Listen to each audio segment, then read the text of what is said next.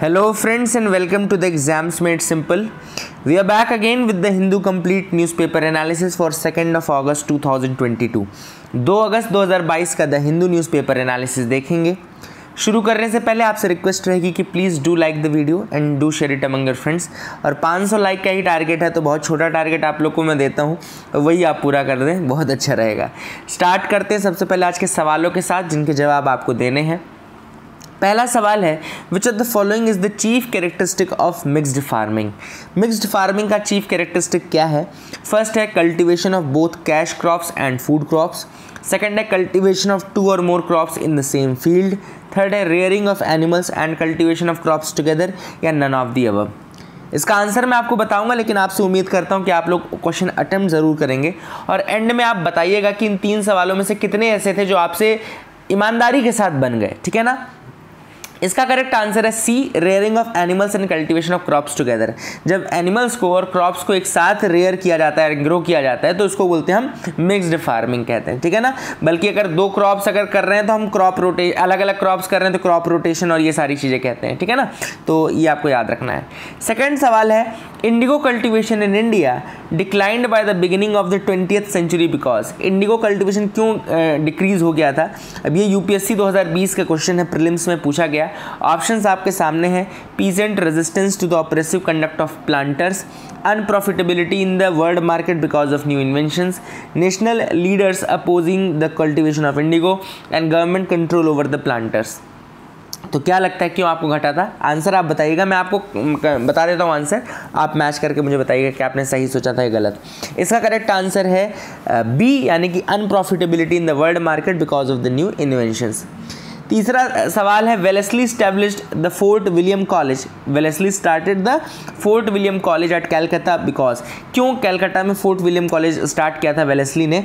4 options आपके सामने screen में हैं, आपको दिख रहे होंगे। आप मुझे आंसर बताइएगा, पॉज करके अटेम्प्ट कर लीजिए, मैं आपको आंसर बताता हूँ, मैच कर लीजिएगा। करेक्ट आंसर इसका होगा D, he wanted to train the Britain civilians for administrative purpose in India. तो ट्रेनिंग के लिए इसको स्टार्ट किया गया था, to train the British civilians for administrative purpose. D will be the answer for this. I hope you got clarity, आपको समझ में आ गए होंगे। तीनों सवाल आपने किए होंगे और आप मुझे बताइए कितने आपसे बने। आज का main question of the day है, what is the difference between procedure established by law and due process of law, which one of these is followed in India. इनमें से कौन सा फॉलो होता है इंडिया में, और आपको बताना है कि क्या डिफरेंस है procedure established by law and due process of law में। Which of these is followed in India, इनमें से कौन सा इंडिया में फॉलो होता है, ठीक है ना। आगे मूव करते हैं, आज के न्यूज़ एनालिसिस पार्ट में आते हैं। सबसे पहली न्यूज़ जो फ्रंट पेज की है वो है, Lok Sabha speaker revokes the suspension of Congress MPs. अब यहाँ पे हम बात करेंगे सस्पेंशन ऑफ एमपीज की, कौन सस्पेंड कर सकता है, क्या जनरल प्रिंसिपल है। सबसे पहली बात, जनरल प्रिंसिपल तो ये कि जो रोल एंड ड्यूटी है प्रिसाइडिंग ऑफिसर की, यानी प्रिसाइडिंग ऑफिसर कौन? लोकसभा के केस में स्पीकर और राज्यसभा के केस में चेयरमैन। इनके पास एक रिस्पॉन्सिबिलिटी है कि इनको हाउस का ऑर्डर मेंटेन करना है। हाउस का ऑर्डर क्यों मेंटेन करना है? ताकि the working should be smooth in the house, है ना। द वर्किंग और the functioning should be smooth in the house. So in order to perform this duty, chairman और स्पीकर के पास एक पावर होती है, they are empowered to force a member to withdraw from the house.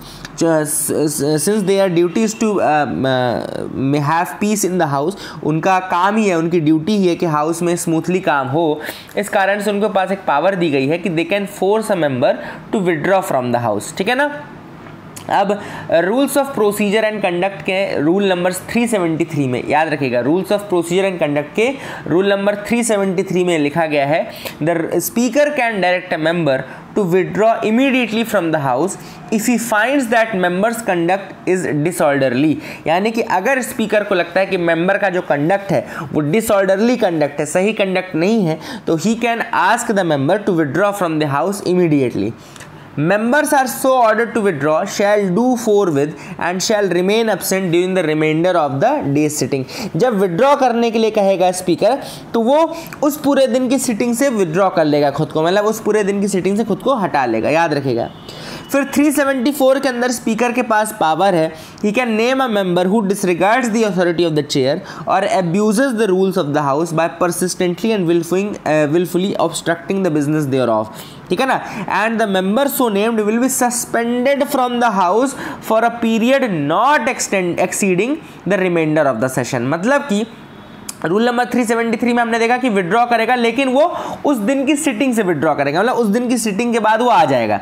लेकिन 374 कहता है कि स्पीकर जो है किसी एक व्यक्ति का नाम, ऐसे व्यक्तियों का नाम दे सकता है जो कि अपनी पावर को अब्यूज़ करें, अथॉरिटी को अब्यूज़ करें, और जो चेयरमैन है, जो स्पीकर है, जो चेयरमैन है, उसकी अथॉरिटी को डिसरिगार्ड करें बाय ऑब्स्ट्रक्टिंग द बिजनेस, मतलब कि जो हाउस है उसका बिजनेस ऑब्स्ट्रक्ट करके, तो ऐसे मेंबर्स को सस्पेंड किया जा सकता है स्पीकर द्वारा। और वो सस्पेंशन कब तक के लिए रहेगा? For the reminder of the session, उस सेशन के बचे हुए समय के लिए। ये विड्रॉल और सस्पेंशन में अंतर हो जाता है, ठीक है ना, इसको याद रखिएगा। फिर रूल नंबर 374A है, तो ये भी basically in case of violation और severe charges on being named by the speaker, the member stands automatically suspended from the service of the house for 5 consecutive sittings और the reminder of the session whichever is less. अब 374A जो है उसमें भी है कि gross violation अगर कोई करता है सीवियर चार्जेस में, और स्पीकर अगर उसको नाम दे उसका नाम देगा, तो ऑटोमेटिकली सस्पेंड हो जाएगा वो व्यक्ति फॉर 5 कॉन्जिक्यूटिव सिटिंग्स और for the reminder of the session whichever is less, जो भी कम रहेगा, ठीक है ना। फिर यही रूल नंबर 255 राज्यसभा के लिए है, ठीक है ना, प्रिसाइडिंग ऑफिसर के पास पावर है, लेकिन ये सस्पेंशन को इन्वोक करने की और रिवोक करने की दोनों पावर ही इनके पास रहती है। जैसे अभी हमने देखा लोकसभा स्पीकर ने रिवोक कर लिया सस्पेंशन, तो इन्वोक और रिवोक दोनों करने की पावर ही चेयर के पास रहती है, ठीक है ना। और 255 और 256 में ये पावर किसके पास रहती है? पावर राज्यसभा के चेयरमैन के पास रहती है, ठीक है, याद रखिएगा। And this is all for not exceeding the reminder of the session, reminder of the session के लिए ही ये सस्पेंशन की बातें रहती हैं, ठीक है ना। तो ये सस्पेंशन की याद रखिएगा terms, the maximum period of suspension is for reminder of the session, है ना। And suspended members can not enter the chamber और attend the meeting of the committees, वो इंटर नहीं कर सकते चैम्बर में, ना ही मीटिंग्स अटेंड कर सकते हैं। He will also not be eligible to give notice for discussion और submission, he loses the right to get a reply for his questions, ठीक है ना, ये सारी चीज़ याद रखिएगा। अब क्या कोर्ट इसमें इंटरफेयर कर सकती है क्या? तो आर्टिकल 122 जो संविधान का है, यानी कॉन्स्टिट्यूशन का आर्टिकल 122 कहता है कि पार्लियामेंट्री प्रोसीडिंग्स जो होती हैं they can not be questioned before a court, they can not be questioned before a court. लेकिन कोर्ट ने पास्ट में इंटरवीन किया है, जैसे एक मैटर था सस्पेंशन वाला जिसमें 1 साल से ज़्यादा का सस्पेंशन हो गया था, तो उस केस में कोर्ट ने ही क्लैरिफाई किया था कि भाई सेशन, एक रिमाइंडर ऑफ द सेशन से ज़्यादा आप उसको नहीं कर सकते, है ना। तो ये सारी चीज़ें आपको पता होनी चाहिए। आई होप यू गॉट क्लैरिटी, आपको समझ में आया होगा, अच्छी न्यूज़ थी और कुछ हमको नया सीखने को भी मिला, तो that is a good thing. आगे की न्यूज़ देखते हैं। GST collections jump by 28% on imports, और पिछले 3 महीनों का सबसे ज़्यादा जीएसटी कलेक्शन हुआ है इम्पोर्ट्स पे। तो अब ये देख लेते हैं जीएसटी के बारे में, कुछ बातें कर लेते हैं। जीएसटी के बारे में याद रखिएगा, एक डेस्टिनेशन बेस्ड टैक्स है, एक consumption of goods and services पे लगता है, डेस्टिनेशन बेस्ड टैक्स है, एंड इसको कंजम्पशन टैक्स भी बोलते हैं क्योंकि ये consumption of goods and services पे लगता है ना। It is proposed to be levied at all stages right from manufacturing up to the final consumption with credit of taxes paid at various stages available as set off, मतलब कि ये हर stage पे लगता है। It is proposed to be levied at all the stages right from the manufacturing to the final consumption, लेकिन बीच के जो स्टेप्स हैं उनकी जो है वो इनपुट टैक्स क्रेडिट के रूप में ये सेट ऑफ हो जाता है, मतलब दोबारा वापस से मिल जाता है, जो बोलते हैं ना टैक्स इनपुट टैक्स क्रेडिट बोलते हैं, है ना, तो ये उसको मिल जाता है। तो only value addition will be taxed and the burden of tax is to be borne by the final consumer, मतलब कि केवल जो वैल्यू एडिशन हो, जैसे मान लो शुरुआत में आपने क्या किया होगा, 100 रुपये का कुछ एक रॉ मटेरियल खरीदा होगा, अब अगले स्टेज में आते आते आपने उसमें 50 रुपये का वैल्यू एडिशन कर लिया, तो ये वैल्यू एडिशन पे ही टैक्सेशन लग रहा है, हर स्टेप के वैल्यू एडिशन पे ही टैक्सेशन लग रहा है। लेकिन जो फाइनल टैक्स है वो बोर कौन करेगा, उसको बियर कौन करेगा, फाइनल कंज्यूमर बियर करेगा, इसीलिए इसको डेस्टिनेशन बेस्ड टैक्स बोलते हैं, है ना। तो ये देखो लिखा भी है, what exactly is the concept of destination based tax. तो the tax would accrue to the taxing authority which has jurisdiction over the place of consumption which is also termed as place of supply. तो याद रखिएगा destination based tax मतलब कि ये जो final item जहां पे कंज्यूम हो रहा है, जिस रीजन के ज्यूरिसडिक्शन में आ रहा है, वही टैक्स इसका होल्ड करेगा। भले प्रोडक्ट कहीं बना हो, मतलब अमेरिका में बना हो, लेकिन अब फाइनल यहाँ पे आ रहा है, बिक्री तो यहाँ हो रही है। जैसे ही बिक्री यहाँ होगी तो उसका पैसा एक्स्ट्रा किसको मिल रहा है? यहाँ के जिसके टेरिटरी में वो आ रहा है। तो ये एक इंपॉर्टेंट चीज़ होती है। कौन कौन से टैक्सेस सब्ज्यूम किए गए थे, ये भी एक इंपॉर्टेंट क्वेश्चन है। तो याद रखिएगा following taxes from the centre, जो सेंटर के द्वारा होते हैं उनमें से ये टैक्सेस हैं। Central excise duty, duties of excise जिसमें मेडिसिनल एंड टॉयलेटरी प्रिपरेशंस आते हैं, एडिशनल ड्यूटीज ऑफ एक्साइज जिसमें टेक्सटाइल में गुड्स है, ये सारी चीज़ें हैं। एडिशनल ड्यूटीज़ ऑफ कस्टम्स, ठीक है ना, जिनको CVD भी बोलते हैं। Special additional duty on customs, service tax हो गया, सेंट्रल सरचार्जेस, सेंट्रल सेसेस हो गए जो कि सब गुड्स एंड सर्विसेज के सप्लाई से रिलेट करते हैं, तो इन सारे को रिप्लेस कर देगा। देन स्टेट टैक्सेस जो कि सब्ज्यूम हुए, तो उसमें स्टेट का वैट हो गया, सेंट्रल सेल्स टैक्स हो गया। सेंट्रल सेल्स टैक्स नाम जरूर है लेकिन ये स्टेट के पास एक्रू होता था, इसलिए यहाँ स्टेट के अंदर आया है। फिर लग्जरी टैक्स हो गया, एंट्री टैक्स हो गया, जो ऑक्ट्राई और ये सब चीज़ें होती है ना, एंट्री टैक्स ये इसमें आ गया। इंटरटेनमेंट एंड अम्यूजमेंट टैक्स हो गया, है ना, लेकिन इसमें एक्सेप्शन रहेगा, those which are levied by the local bodies. तो लोकल बॉडीज़ अगर लेवी कर रहे हैं तो वो उनको कलेक्ट करने का पावर है, बाकी जो है वो सब्ज्यूम हो जाएंगे। Taxes on advertisements, purchase tax, tax on lotteries, betting, gambling, ये भी सब्ज्यूम हो गया है, याद रखिएगा। स्टेट सरचार्जेस एंड सेसेस याद रखिएगा। एंड जीएसटी काउंसिल रिकमेंडेशन देता ही देता है, तो जीएसटी काउंसिल भी आपको पता होगा कि आर्टिकल 279A के तहत ये भी एक कॉन्स्टिट्यूशनल बॉडी बना दी गई है जीएसटी काउंसिल, जिसको कि हेड कौन करता है? जीएसटी काउंसिल को हेड कौन करता है? तो जीएसटी काउंसिल को हेड करता है आपके फिनेंस मिनिस्टर, ठीक है ना। जीएसटी काउंसिल को हेड करते हैं फिनेंस मिनिस्टर, और उसमें वोटिंग होती है, 3/4 ऑफ द वोटिंग के बेसिस पे डिसीजन मेकिंग की जाती है। तो I hope you got clarity. और अभी सुप्रीम कोर्ट ने बहुत बड़ा डिसीजन लिया था रिसेंटली, आपको याद होगा, जिसमें उन्होंने कहा था कि ये बाइंडिंग नहीं होता है इसका डिसीजन, स्टेट गवर्नमेंट्स खुद के रूल बना सकती हैं डेफिनेटली ऑन दैट, है ना। तो I hope you got clarity. Lumpy skin disease spreads to 25,000 bovines in Rajasthan.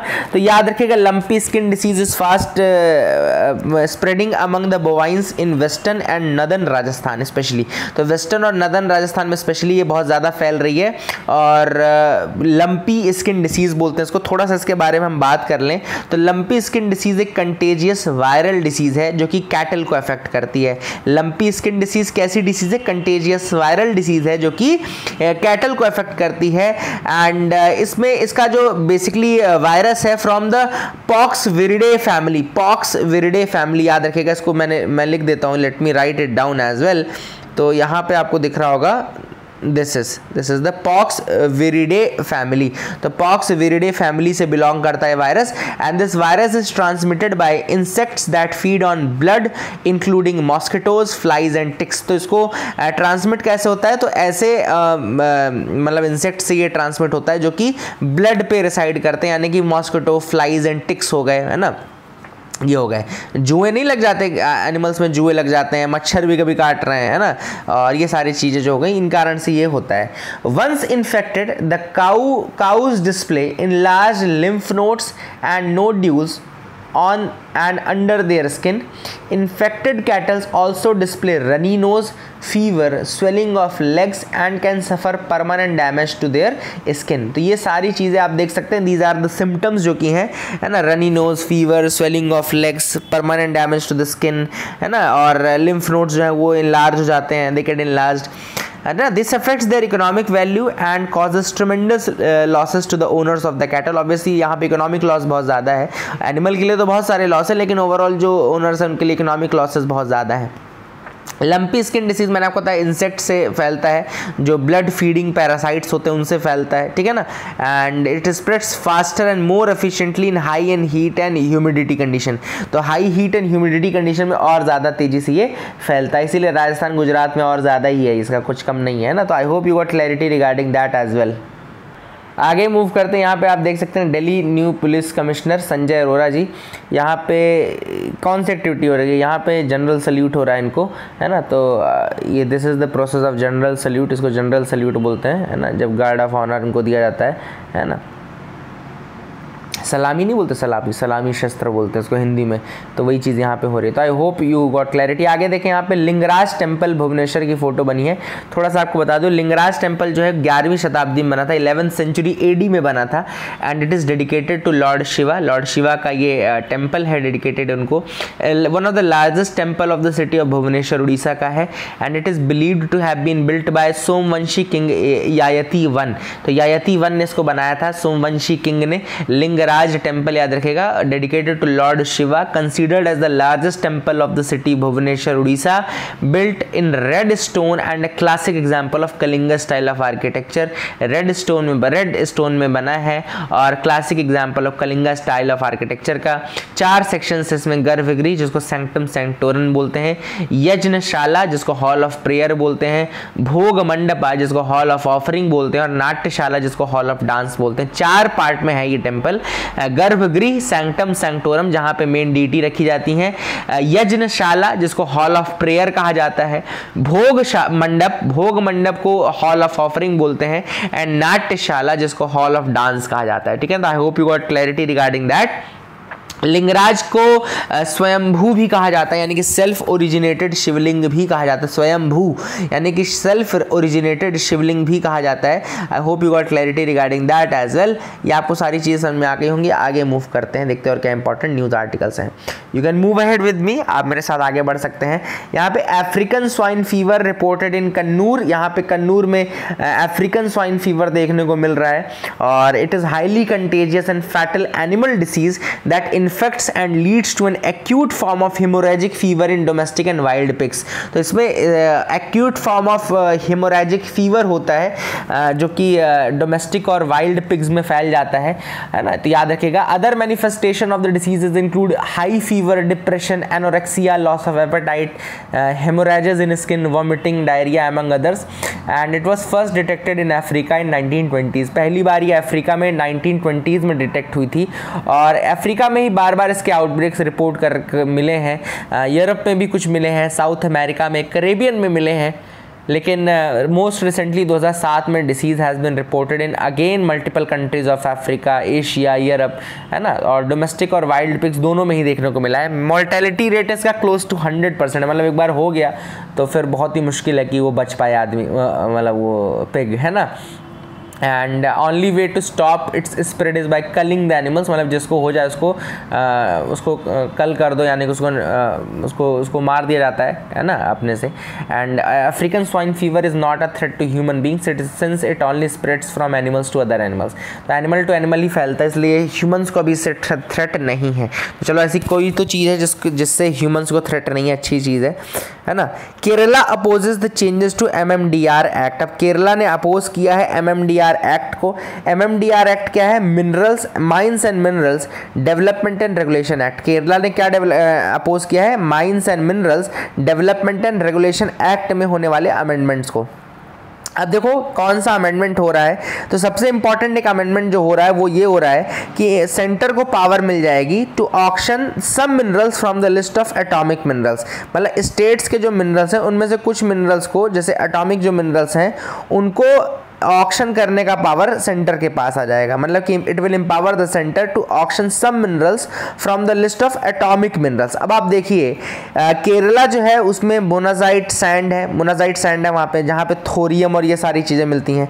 अब ये आपके एटॉमिक मिनरल्स में ही आते हैं। तो Kerala is a rich source of atomic minerals. Kerala जो है it is endowed with atomic minerals, और वो नहीं चाहेगा कि कोई भी और वे पावर ले ले।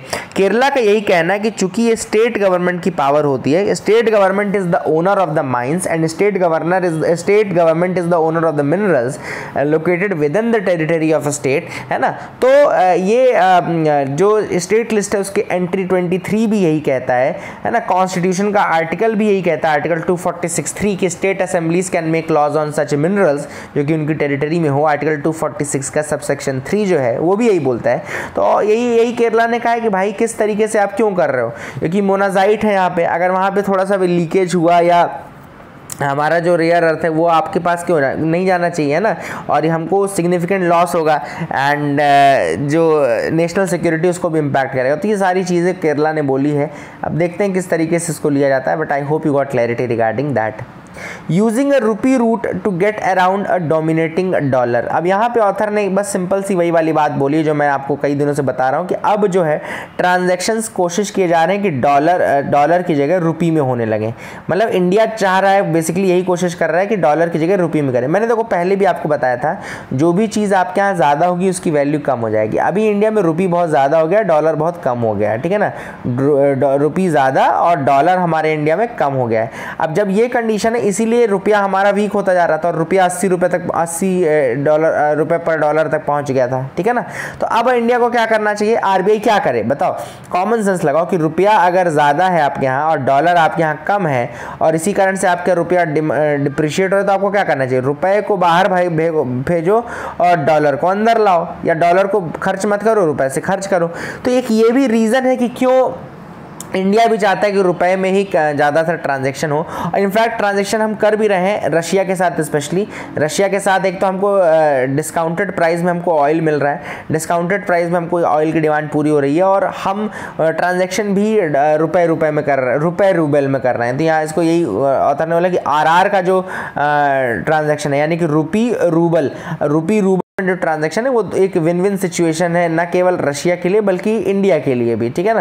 ये देखो अमेरिका वालों का ये है ना गूगल, ये सब तो कैसे सुनने लगता है जब रशिया का नाम आता है, तो आपने देखा होगा भी, ठीक है ना। तो इंडिया के पास ये अपॉर्चुनिटी है कि वो रशिया के साथ इस तरह से ट्रांजेक्शन करके अपना न केवल अपना करंट अकाउंट डेफिसिट, न केवल वो अपना करंट अकाउंट डेफिसिट घटा सकते हैं। देखो बहुत सारे फायदे होंगे, सीएडी घटेगा, दूसरा फॉरेक्स रिजर्व हमारा बढ़ेगा, फॉरेक्स रिजर्व बढ़ेगा क्यों, क्योंकि हमारा डॉलर सेव हो रहा है, ठीक है ना। फिर आपका रुपया जब यहाँ से बाहर जाएगा, आउटगोइंग होगा, तो रुपया का भी स्टेबिलिटी ज़्यादा बढ़ेगी, है ना। और रुपया भी जो वीक था वो स्ट्रांग होने लगेगा as compare to dollar. Rupees will get strong, will become strong as compare to dollar. और दूसरी चीज़, रुपी की जो इंटरनेशनल एक्सेप्टेबिलिटी है, रुपी की इंटरनेशनल एक्सेप्टेबिलिटी बढ़ेगी। जब इंटरनेशनल एक्सेप्टेबिलिटी बढ़ेगी तो ऑब्वियसली रुपी का ये भी फ़ायदा होगा कि बाकी कंट्रीज़ भी रुपी हो सकता है एक्सेप्ट करना शुरू कर दें। तो ये सारे जो फ़ायदे हैं वो इस चीज़ में है, और हमको बहुत फ़ायदा होने वाला है कुल मिला करके। अब कुछ कंसर्न्स भी हैं, जैसे कि दोनों जो करेंसीज हैं, रुपी हो चाहे रूबल हो, वो दोनों इंटरनेशनली एक्सेप्टेड करेंसी तो है नहीं, वो वोलेटाइल करेंसी हैं। तो हो सकता है फ्यूचर में इनकी वैल्यू और घटने लगे, है ना। That is a thing. दूसरी चीज़ ये कि इंटरनेशनल जो सैंक्शंस हैं वो अभी तक इम्पैक्ट नहीं कर रहे थे इंडिया को, है ना। S-400 का जैसे डील था उसमें अमेरिका ने चलो ये कंसिडर कर लिया कि चाइना का इनकर्जन है या चाइना की बढ़ते हुए कदमों को देखते हुए, लेकिन अब जैसे जब आप ऑयल ले रहे हो, सस्ते में ऑयल खरीद रहे हो, तो ये सारी चीज़ें फिर आप जस्टिफाई नहीं कर पाओगे। फिर ये हो जाएगा कि एक तरीके से इंडिया जो है वो बैकडोर से सपोर्ट दे रहा है टू द रशिया, है ना। ये हो जाएगा कि इंडिया जो है वो बैकडोर से सपोर्ट दे रहा है, किसको, रशिया को दे रहा है। तो कुल मिलाकर के ऑथर ये भी यही कह रहा है कि जब आप ये करोगे तो ये चीज़ क्लियर हो जाएगी, और ये चीज़ जब क्लियर हो जाएगी तो हो सकता है अमेरिका आपके ऊपर सैंक्शंस ये सारी चीज़ें कर दें। नेक्स्ट पॉइंट जो ऑथर ने बोला वो ये बोला कि ये कोई नया चीज़ नहीं है, इंडिया ने ऑलरेडी बहुत पहले भी ये चीज़ ऑलरेडी की हुई है। इनफैक्ट यूएसएसआर के साथ एक डील की थी हमने 1953 में जिसमें कि ये पॉइंट्स हमने डाले हुए थे, है ना। The Soviet Union credit to India enabled the, मतलब उस समय हमको क्रेडिट मिल रहा था सोवियत यूनियन से, हमको बहुत सारी फैसिलिटीज़ मिल रही थी, हमारा ट्रांजैक्शन भी हमने रुपी में किया था कई जगहों पे, और इसी कारण से फिर हमारे उस समय भिलाई स्टील प्लांट और ये सब चीज़ें जो हैं वो सेटअप की गई थी, ठीक है ना। तो ऑथर ने ये बोला है। दूसरा ऑथर ने यहाँ पे CIS का नाम लिया था, तो मैं आपको थोड़ा बता दूँ। CIS यानी कॉमनवेल्थ ऑफ इंडिपेंडेंट स्टेट्स बोलते हैं, कॉमनवेल्थ ऑफ इंडिपेंडेंट स्टेट, ठीक है ना। अब इसमें इसका जो फॉर्मेशन है वो 1991 के आसपास हुआ है, ठीक है ना। द एग्रीमेंट वाज इन 1991, फिर 1992 से इसमें वर्किंग शुरू हुई और जॉर्जिया ने इसको छोड़ दिया। CIS को छोड़ा किसने कुछ एक दो बता दूं मैं आपको। जॉर्जिया ने देखो छोड़ दिया 2008 में, क्योंकि जॉर्जिया के ऊपर अटैक कर दिया था रशिया ने, और यूक्रेन ने छोड़ दिया 2014 में, क्योंकि यूक्रेन के ऊपर अटैक कर दिया था रशिया ने 2014 में क्रीमिया के ऊपर। और इसके अलावा एक इसके पास एसोसिएट मेंबर है, तुर्कमेनिस्तान जो है वो एसोसिएट मेंबर है। तो ये 3 एक्सेप्शंस आप याद रखिए। तुर्कमेनिस्तान एक एसोसिएट मेंबर है, ऑब्जर्वर स्टेट मंगोलिया है, बाकी मैंने 2 आपको बताया जिन्होंने छोड़ दिया है। फिर बाकी जितने भी सेंट्रल एशियन कंट्रीज़ हैं वो सारे फिर इसके मेंबर्स हैं। तो I hope you got clarity regarding this as well. आगे गवर्नमेंट्स ओन गिग वर्कर्स। अब ऑथर ने यहाँ पे बोला कि भैया गवर्नमेंट जो काम करती है, क्या कर रही है गवर्नमेंट आजकल हर चीज़ में आउटसोर्स कर रही है, ठीक है ना। आउटसोर्स कर रही है तो अपना पैसा वो बहुत ज़्यादा बचा रहे हैं।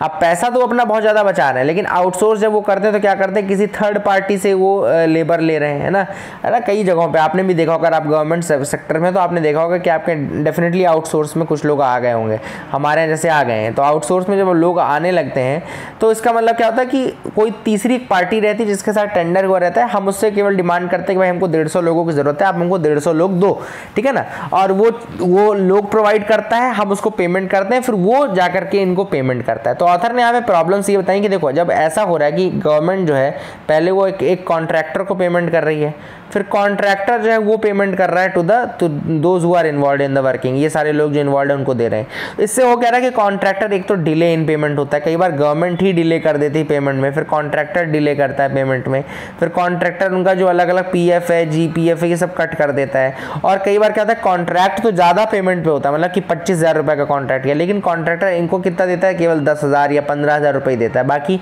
10 से 15,000 रुपये वो अपने पास रखता है। ये काफ़ी सारी चीज़ें जिनसे वो होते हैं। तो ऑथर ने यहाँ पे सजेस्ट ये किया कि गवर्नमेंट को खुद डायरेक्टली रिक्रूट करना चाहिए, है ना। हो सकता है आप कॉन्ट्रैक्ट में ही लो, आप लो उनको कॉन्ट्रैक्ट में, लेकिन आप उनको डायरेक्टली लो, ना कि किसी मिडिल मैन के थ्रू लो। ऑथर ने एग्जाम्पल यहाँ पे महाराष्ट्र का दिया है, जहाँ पे बस सर्विस के लिए एमएसआरटीसी ने क्या किया है कि जो एक्स आर्मी मैन थे उन लोगों को रिक्रूट किया है, ठीक है ना, एक्स सर्विस मैन। और इनमें फिक्स टर्म कॉन्ट्रैक्ट और रिन्यूड पीरियोडिकली ये काम किया गया कि फिक्स टर्म का कॉन्ट्रैक्ट दिया गया है और उसको पीरियोडिकली रिन्यू कर दिया जाता है, ठीक है ना। तो ये सारी चीज़ें ऑथर ने यहाँ बताई है and I hope you got clarity regarding that as well. Author ने ये कहा कि आपको अपने जो ये आपके गिग वर्कर्स एक तरीके से, तो आप खुद के गिग वर्कर्स रखो ना, किसी कॉन्ट्रैक्टर के थ्रू मत रखो इनको, क्योंकि उससे इनका नुकसान ही होना है, कोई फ़ायदा नहीं होना है। AlphaFold a Tour de force in science. अब यहाँ पे बात करते हैं डीप माइंड नाम की एक कंपनी है जो कि लंदन में बेस्ड है और गूगल इसको ओन करता है। उसने अनाउंस किया इस वीक, इसी हफ्ते अनाउंस किया कि एक 3 डायमेंशनल स्ट्रक्चर अगर है किसी भी प्रोटीन का तो उसको डिटेक्ट करने के लिए उन्होंने अल्फाफोल्ड नाम की टेक्नोलॉजी बनाई है, ठीक है ना। This is the entire protein universe known to scientist today. AlphaFold क्या है, एक AI based protein structure prediction tool है।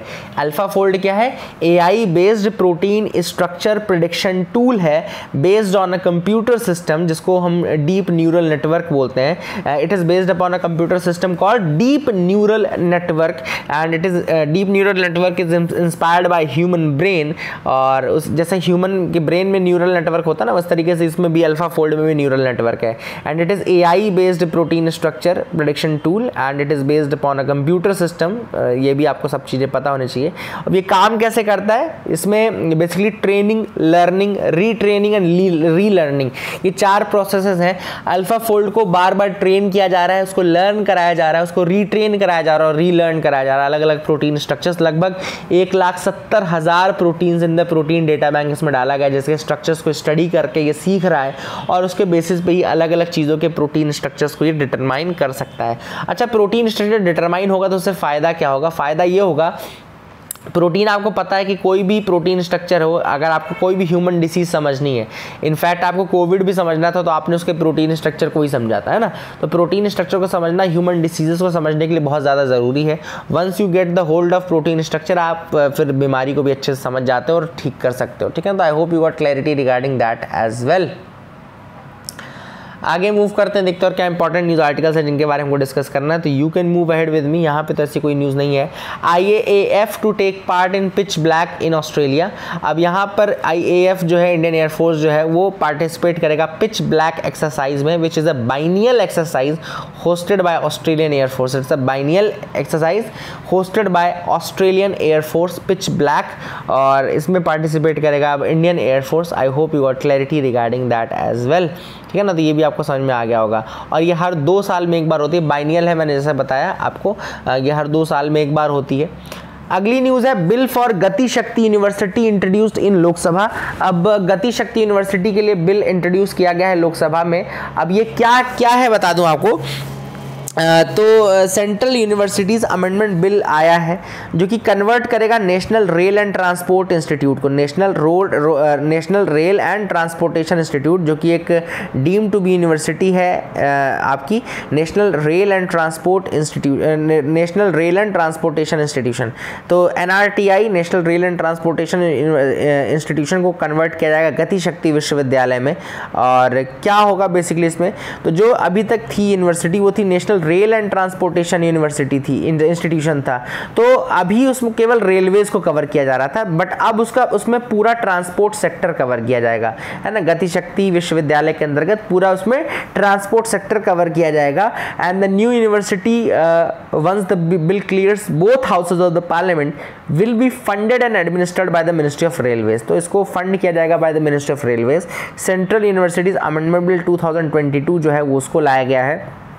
यह अमेंड करेगा सेंट्रल यूनिवर्सिटीज़ एक्ट 2009 को। And it will provide the establishment of Gati Shakti Vishwavidyalaya as a body corporate under the act, ठीक है ना। तो गति शक्ति विश्वविद्यालय को इसके एक्ट के अंदर यानी कि सेंट्रल यूनिवर्सिटीज़ एक्ट 2009 के अंतर्गत लाया जाएगा। मैंने आपको बता दिया पहले केवल रेलवे के लिए थे, अब ये पूरे ट्रांसपोर्टेशन सेक्टर के लिए थे। कोशिश ये की जाएगी कि जो ब्रेन ड्रेन हो रहा है कंट्री से वो ना हो, और मास्टर और डॉक्टोरल डिग्री जो है वो ट्रांसपोर्टेशन में भी प्रोवाइड की जाए। तो ये काफ़ी बड़ी एक चीज़ रहेगी और स्किलिंग और डिजिटाइजेशन के लिए काफ़ी बड़ा स्टेप है जो कि उठाया जा रहा है, ठीक है ना। अब ये सारी चीज़ आपको पता चल गया। I hope you got clarity regarding that as well, आपको समझ में आ गया होगा। आगे मूव करते हैं। First shipment of Ukrainian grains leave the Odessa port. तो यहाँ पे अगर आपको पता हो, आपने देखा होगा इस तरीके से यूक्रेन है, जैसे यूक्रेन का ऐसा है, इधर आपका रशिया आता है, फिर यहाँ पे आपने देखा होगा ये ब्लैक सी आता है, दिस इज द ब्लैक सी वाला पोर्शन। तो रशिया यूक्रेन के इस वाले पार्ट में ओडेसा है। ओडेसा कहाँ पर है आपका, कहना चाहिए साउथ वेस्ट की तरफ आता है आपका Odessa. Let me show you in the map as well. अब देखिए मैप मैंने आपको बताया था जैसा वैसा, ये देखो ये यूक्रेन वाला पोर्शन है और ये रशिया वाला पोर्शन है, फिर ये मैंने आपको बताया था ब्लैक सी है, और यहाँ पे देखो ओडेसा है, मतलब यूक्रेन के इधर साइड वाले पोर्शन में ओडेसा है। ये आपका क्रीमिया वाला पार्ट भी है। तो I hope you got clarity regarding that as well. आप समझ गए होंगे आप कहाँ पे है। सो अभी आपको ये भी पता होगा कि रिसेंटली यूक्रेन और रशिया के बीच में एक ये भी हुआ था, डील भी हुई थी कि ब्लैक सी से अब जो ब्लॉकेड लगा है वो हट जाएगा और ब्लैक सी से ट्रांसपोर्ट हो सकता है आपका राइस एंड वीट। तो वो अब शुरू हो जाएगा, that will start again. I hope you got clarity regarding all these things. आपको समझ में आ गया होगा। आई होप आपको न्यूज़ एनालिसिस में मज़ा आया होगा। Please keep loving us, keep sharing us. Thank you, have a nice day.